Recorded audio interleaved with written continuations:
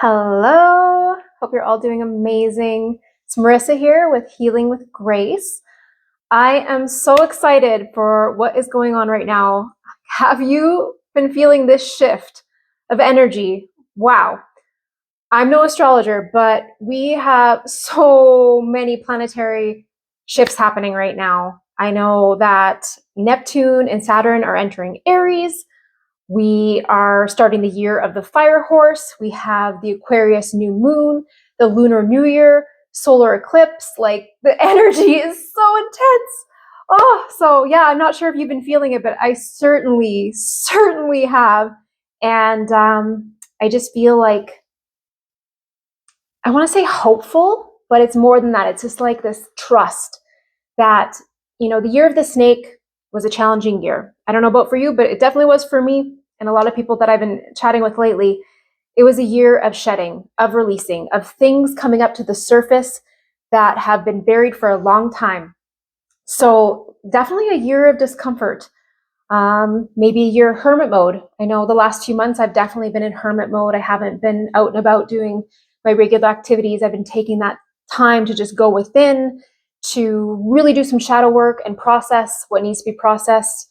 And by no means am I finished. There's a long ways to go, but that's the healing journey. It's bit by bit, little by little, and just awareness. Self-awareness is it's so massive. If you have self-awareness, you can go so far in this life. So today I wanted to do a mini reading for the year of the fire horse and see what comes through. So with this year of the fire horse, so much like energy coming through, and maybe you might be feeling a little bit scattered. Like I know for myself, I went from feeling fatigued and tired to this like burst of energy, but also like scattered thoughts all over the place. So I think it's going to be really important for the collective to focus on some grounding behaviors. So maybe having a schedule, having a daily routine. I know for me, I need to have a very strong morning routine and evening routine so that the rest of the day is grounded. Otherwise, I'm like all over the map. I mean, yeah, I am Gemini, so I can get easily scattered into a billion different projects, but I think for the collective as a whole with this fire energy, it's going to be important to have some grounding practices in place so that you can actually utilize this energy and move forward. It's like the chariot energy, forward movement, forward progression, getting out of stagnation. And it's not all about act, and we must do, because, we are human beings, we're not human doings, but it's a matter of not staying stuck in previous behaviors, in the past energies that hold us back, that drain us. So past energies, for example, like self-doubt, disbelief, not believing that you can be who you want to become, the negative spiral of thoughts that are happening.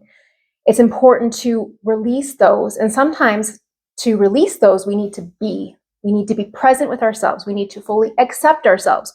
We need to forgive ourselves. We need to forgive others. We need to release resentment. We need to express our emotions, whether that is to a person, whether that is journaling, whether that's doing a little burning ritual ceremony, writing it all down, burning it in a burning bowl, ripping it up in the garbage, whatever that is for you, whatever fits for you, whatever you feel would help you with that release. It's going to be important to do that. And just because we started the year of the fire horse doesn't mean that all of a sudden we don't need to work on those things still.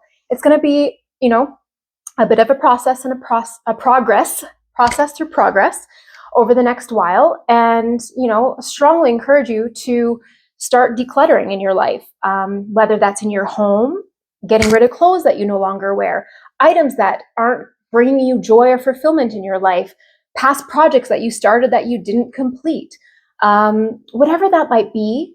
Start working on decluttering things out this year. Again, it doesn't all have to happen at once, but 1% each day. 1% each day helps with that forward movement, that forward motion into stepping into your highest self, your highest purpose, and your alignment. So with that, let's get into your reading today. I was called to use the Grimalkin's deck today. So this is the Curious Cats Tarot. I don't typically use this deck for my readings because I have small hands and very awkward to shuffle, but this deck is very special to me. I'm going to show you the cover. This deck here, you see there's a white and a black cat. I've only had 2 cats my entire life, and I had them both for a long span of time. I had my first cat, Snow. I had him for 12 years. He unfortunately passed. He had, we believe, with cancer. And then my cat, Callie, I had her for most of my adult life. She was 17 years old before she passed. And I believe these are my familiars, my guardian angels. And right when she passed, I actually found this deck in a store in Whistler, BC. And it was the only one that they had. And it was not even registered in their system. So I believe this deck called me for a reason. And I'm wearing Callie's ashes today. She's always with me. Snow's always with me. They're always with me. You might have a similar experience with a loved one, whether that be an animal or a person that you feel their presence around you. And so today I felt called to use this deck. So I've already cleansed this space and I'm ready to pull some cards. So universe, guardian angels, spirit guides, ancestors, star family, 5D family of the collective's higher selves, to align them with their highest good, highest purpose, collective consciousness and oneness. What messages do you have for the collective today? What do they need to know moving into this year of the fire horse? Let's see what comes through. I just feel like so much excitement. Honestly, I went from feeling super drained myself, just processing so many endings and releases. And I mean, I'm closing an 18-year cycle in my life right now where I'm going to be signing some divorce papers, and I'm closing a period in my life that was, not to share too much, but painful and a bit toxic and draining. And this card fell on the floor, so I got to get it.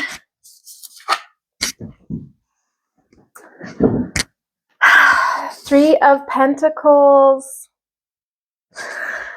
I love this. It's like your spirit guides, your guardian angels, universe, God, divine source, however you want to, resonate in terms of terminology and words, are here to support you. And that might be through bringing different people into your life, through different opportunities, through different relationships, whether romantic, whether platonic, whether business, whether friendship, whatever that is. You're supported. You have your higher self, yourself, and the divine. It's beautiful. Let's see, what else do we have here? Anything else for the collective? So this year of the fire horse. So yeah, working together, working with your guides, working with your angels, working with your spirit team, working with the signs and synchronicities that are being brought forward to you. And Pentacles is very grounding energy. I talked about that grounding. It's like bringing it into the practical, bringing it into bringing the 5D into the 3D. Eight of Pentacles, another Pentacles card. If you can see this with the glare. So putting that work in place. It doesn't have to be like from 0 to 100, but 1% each day. The little things that we do that add up to having great progress. I remember the book, The Compound Effect. It's like what you put out will compound. So what are you putting out? Are you putting out positive energy that's going to move you forward? Are you putting out doubts and fears and lack? Switching your mentality to believing in yourself, trusting, aligning, little by little, bit by bit. It's steady, slow progress that's going to help you.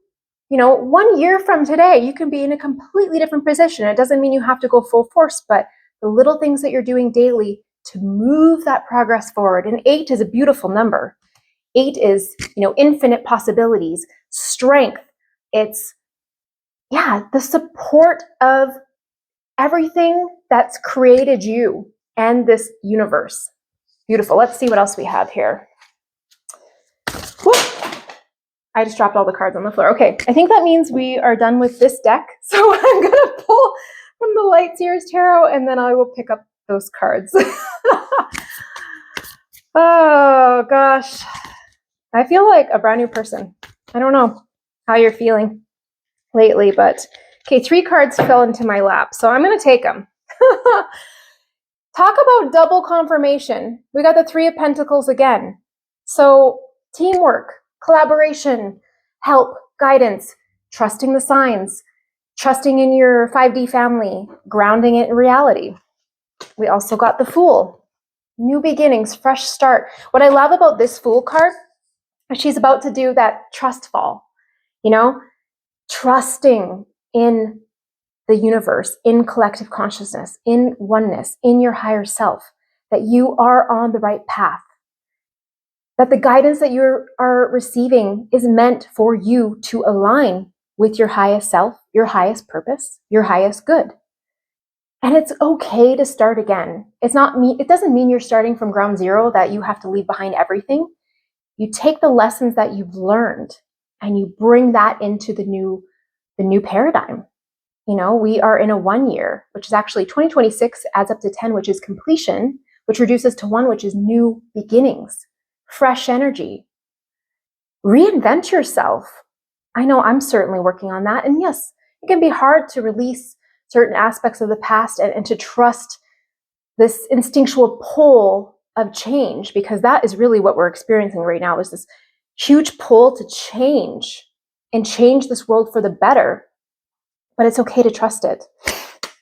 And it's so fitting to get the Hangman right after. It's like that surrendering and getting a different perspective. Maybe instead of looking at things that you have always looked at a certain way, you gain a different perspective on it. And that's what helps that shift happen. That's what helps you align. That is what helps you have that forward movement when you're feeling stagnant. Trust and surrender. Oh my gosh. Okay, we're going to pull an angel oracle because I just think it'd be very fitting to end with a little guidance from our angels. What message do you have for the collective regarding this year of the fire horse? What do they need to know?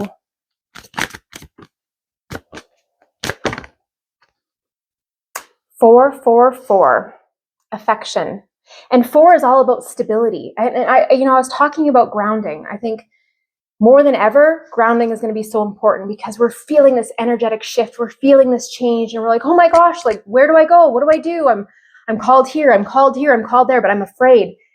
Grounding with whatever practices that is, whether that's meditation, whether that's going for a walk, whether that's journaling, whether that's having a cup of tea, drinking some water, doing some breath work. I don't know what that is for you, but finding ways to ground are going to be so imperative for you moving forward through this year of the fire horse, for you to really have success in all the aspects that you're looking to transform.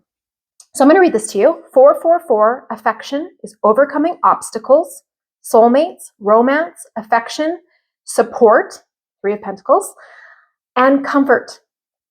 Your level of self-control is sufficient to make things right. On the horizon is the possibility of beginning a new romantic or platonic friendship. Talked about that earlier. As well as the chance to begin life anew with a person from one's past. Everything will fall into place. Oh, I love this. I love this. So excited for you this year. I am so excited that we get to experience this energy as a collective. And as we work on ourselves, we are helping heal this planet. We're helping heal this universe. And I am just so overjoyed to be a part of global healing, universal healing, via healing myself and allowing that energy to transfer outwards. So sending you lots of love and light. Take care.